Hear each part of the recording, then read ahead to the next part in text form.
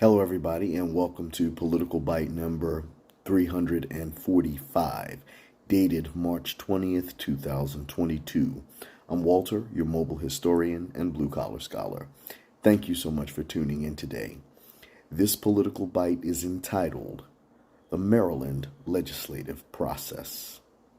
Before I begin, however, I'd like to formally invite you to subscribe to my YouTube channel, Juarez Lee Shelton, M.A.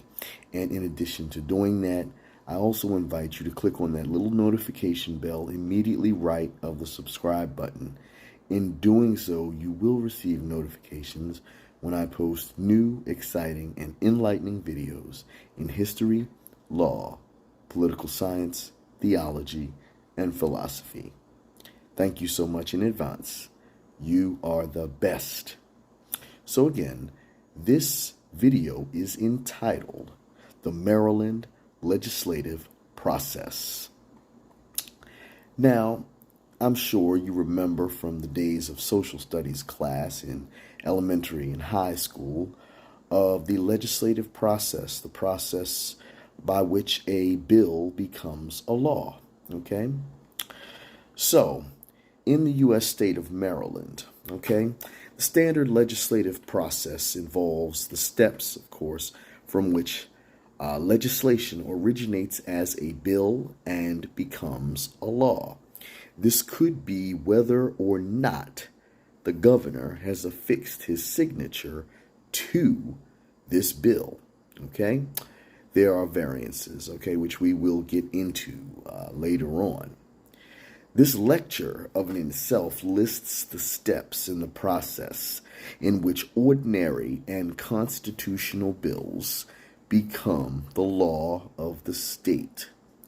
And this process is one that is more likely than not replicated in most, if not all, of the 50 U.S. states, although I'm pretty sure most of them have their own little nuances to the process, but this pretty much is more or less the standard which you would find in almost any state house in America, okay?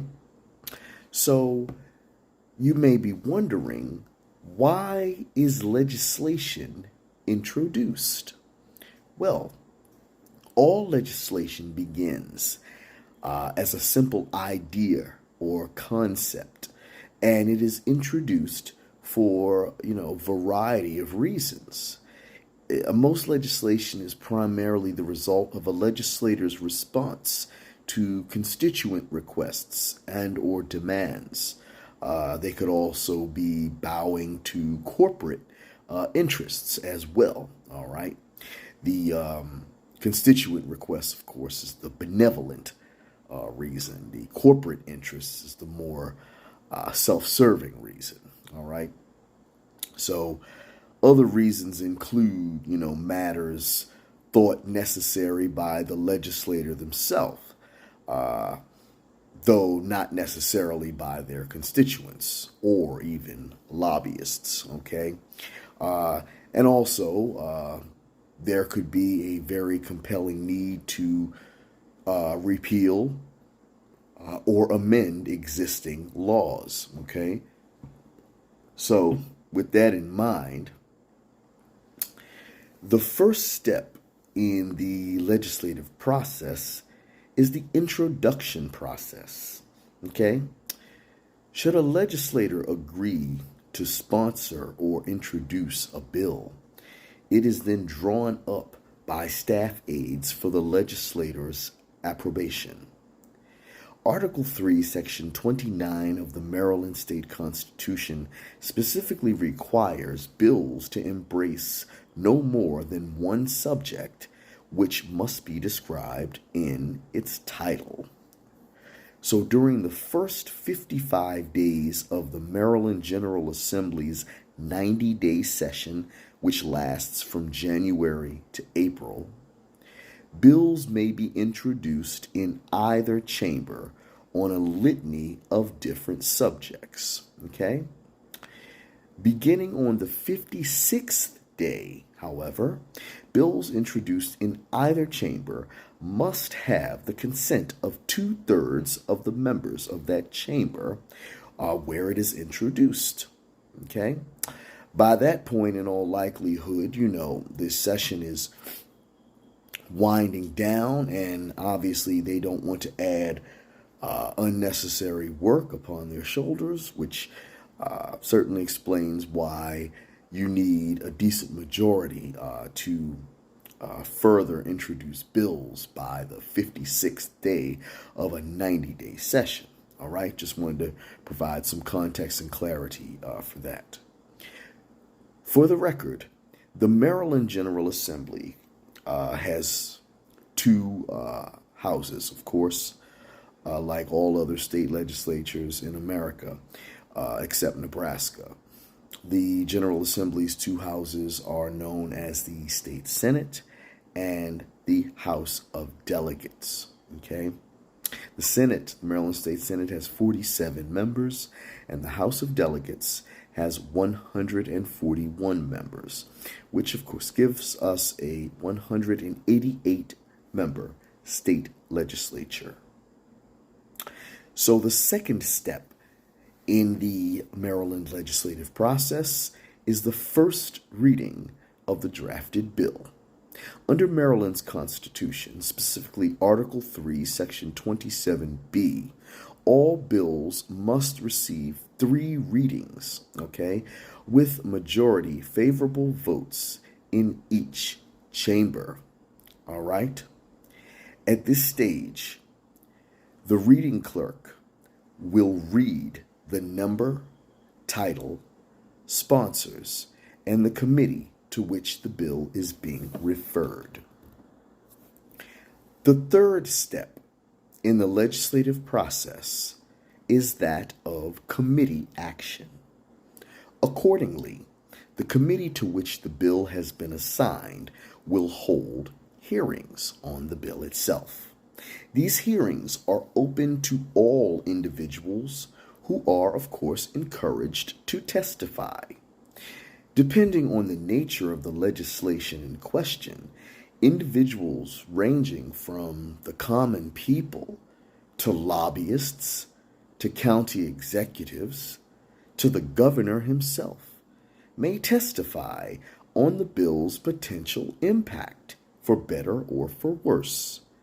Communication via email and standard U.S. mail may also be done, and trust me, is just as impactful as in-person testimony. After the submissions, the committee will consider the bill and decide if amendments are needed. During the committee process, the Department of Legislative Services prepares a fiscal analysis of each bill, and the fiscal notes are considered before the final vote. The bill will either be voted favorable as is, favorable with amendments, unfavorable, or more rarely referred to for interim study. Okay? Sometimes a bill may also receive no recommendation whatsoever.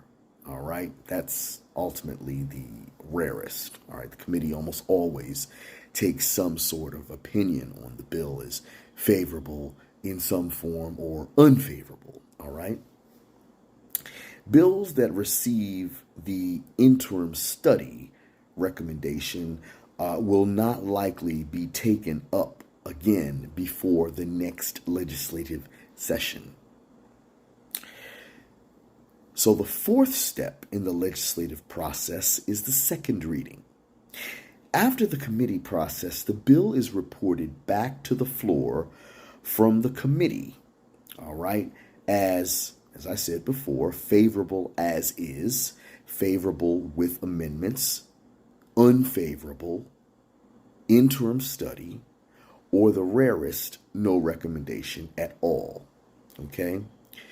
Once the bill, all right, is back on the floor of the House where it was introduced, if the committee has added amendments to the bill, They, along with the rest of the bill, will be debated on by that House and voted upon on the floor. All right. It is possible for committee amendments to be deleted, but this is very rare. At this stage, at the second reading stage, amendments may also be added to the bill during the course of floor debate. Any subsequent amendments added to the bill will be voted on, and if passed, usually by voice vote, they will be added to the bill itself.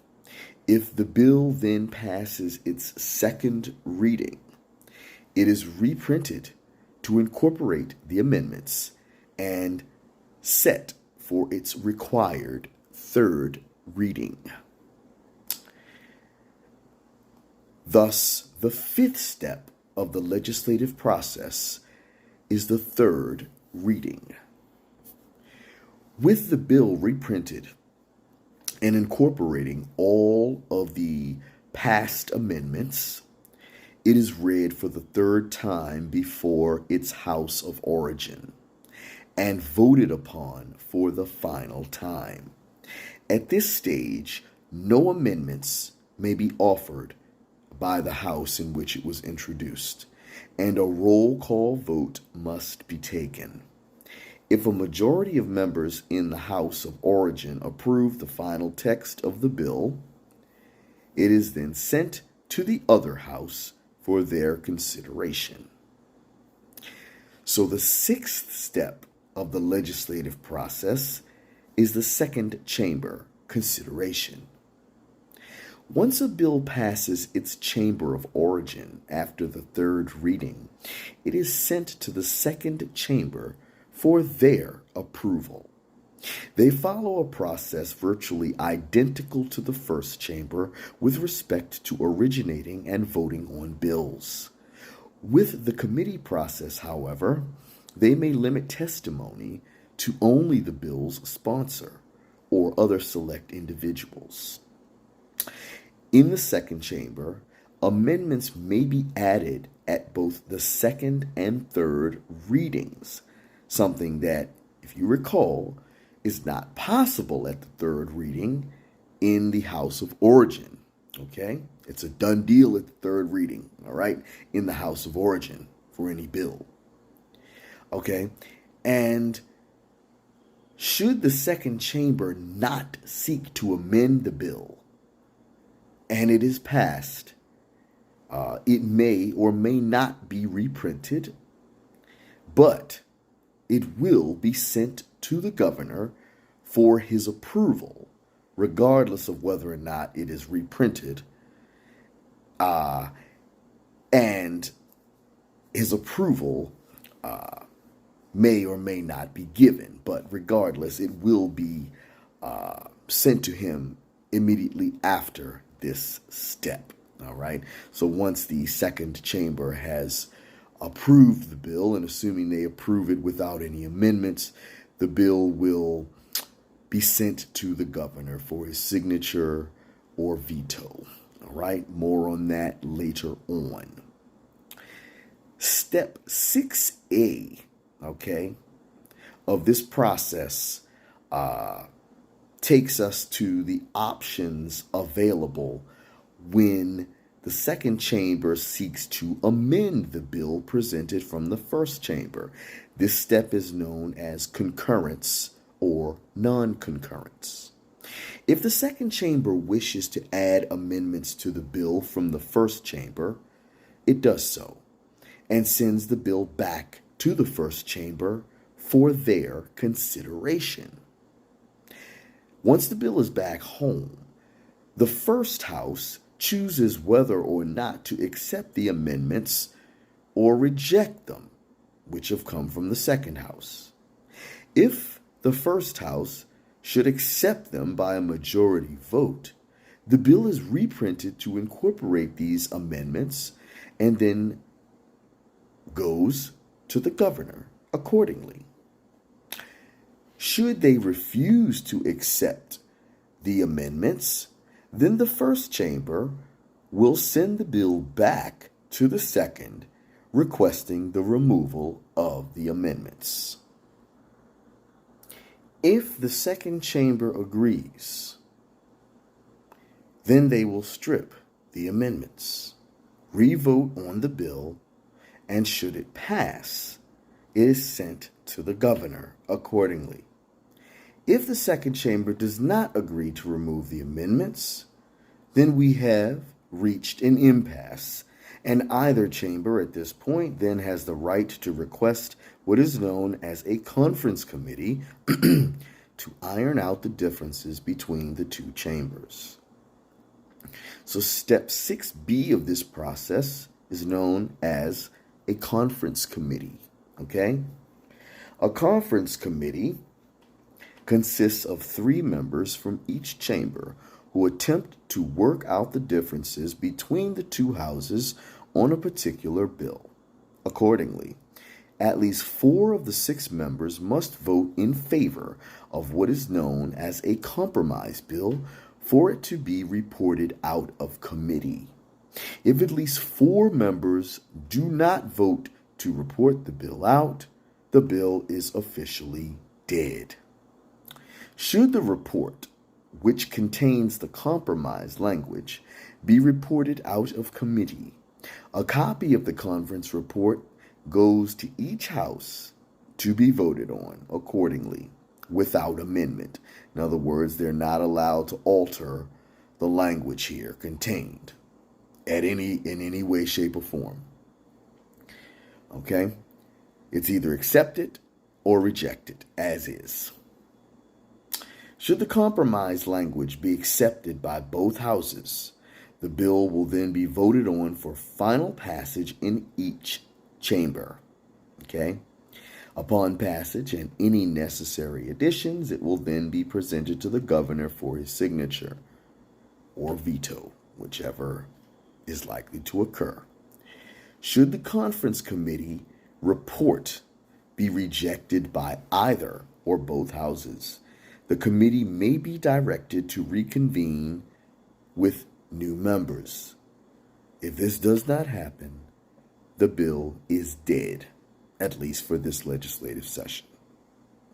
So that brings us to step number 7, the governor. The governor is the final step typically in the legislative process, all right? And that surrounds when bills are presented to the state's chief magistrate for his signature or veto.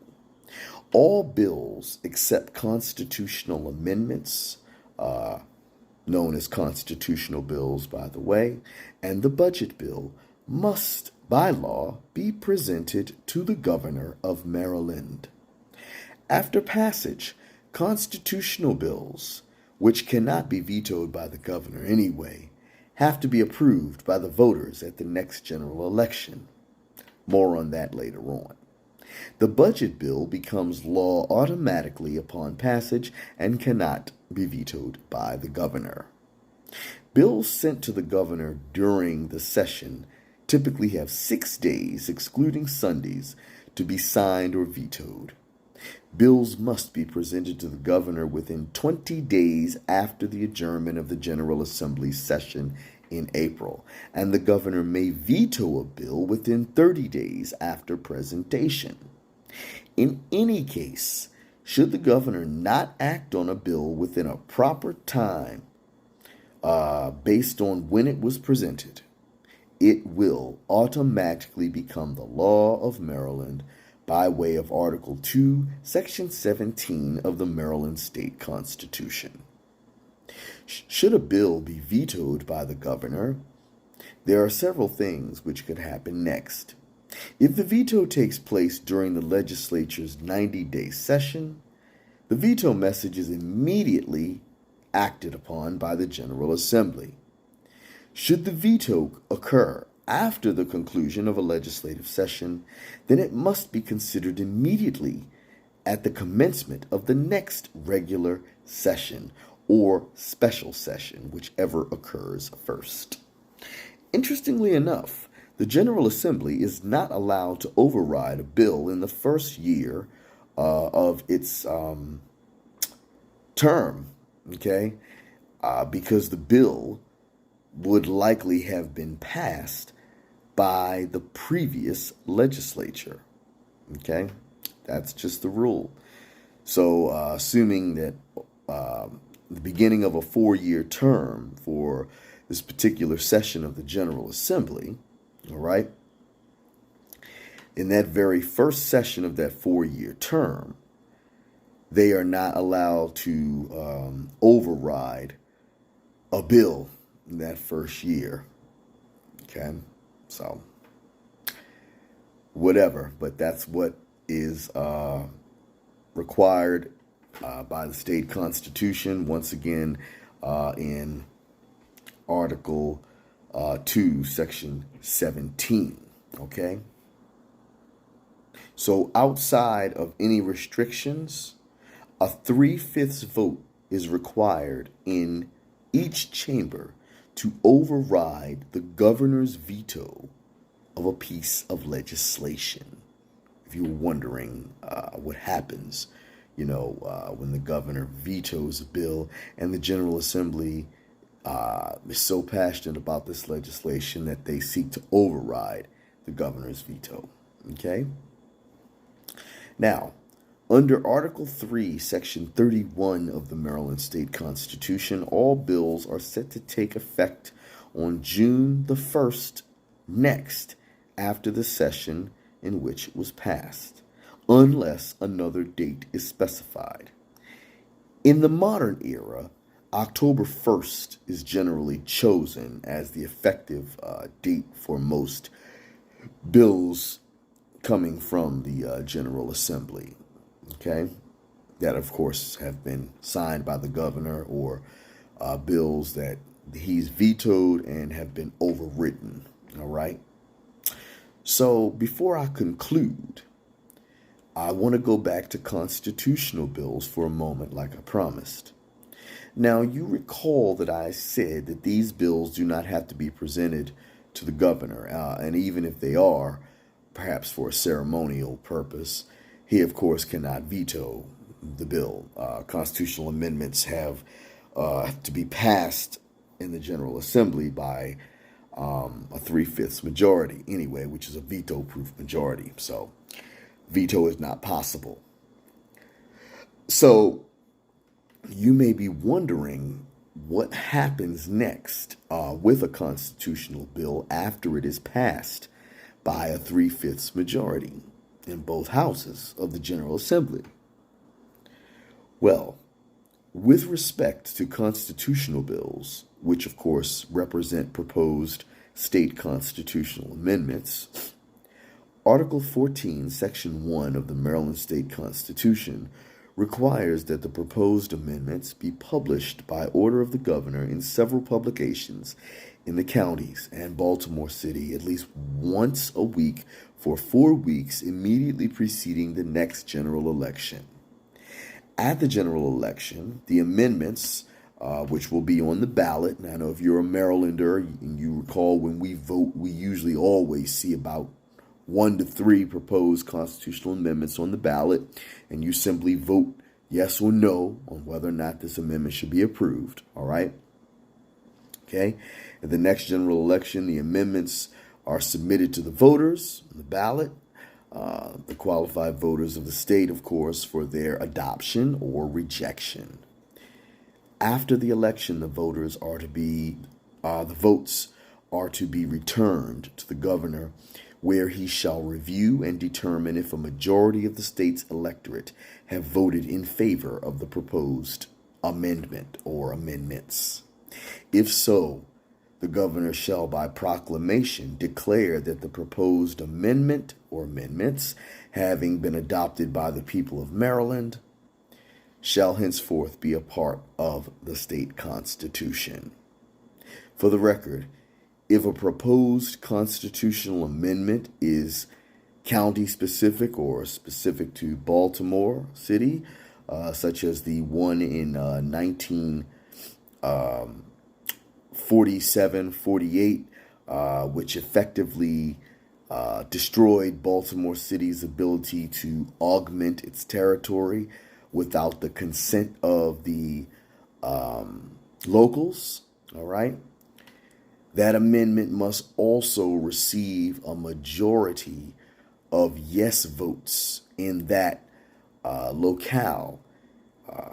All right. In addition to an affirmative majority statewide before coming into effect. So for a jurisdiction-specific amendment like only affecting Baltimore City or Baltimore County, not only does the amendment have to receive a majority of affirmative votes from the state's electorate, but it also would have to receive a majority affirmative votes from the people in the affected jurisdictions, which only makes perfect sense, okay, before it could come into effect. All right. So that said, that concludes my video on the Maryland legislative process. All right. If you have any questions or controversies, you can leave them down below and I'll be happy to answer them. If you have not subscribed to my YouTube channel at this point, please do so now. Juarez Lee Shelton, M.A. And if you like this video, gain some insight, gain some just base level knowledge from it, please drop me a like. That matters a lot and works wonders when you're trying to build your YouTube empire. All right. Mine is based 100% upon teaching. All right. So again, I thank you wonderful folks so much for listening. And I conclude with the timeless words of one of my teaching role models, Mr. George Feeney. Believe in yourself. Dream. Try. Do good. And I'll talk to you all at the next video. Cheers. Take care.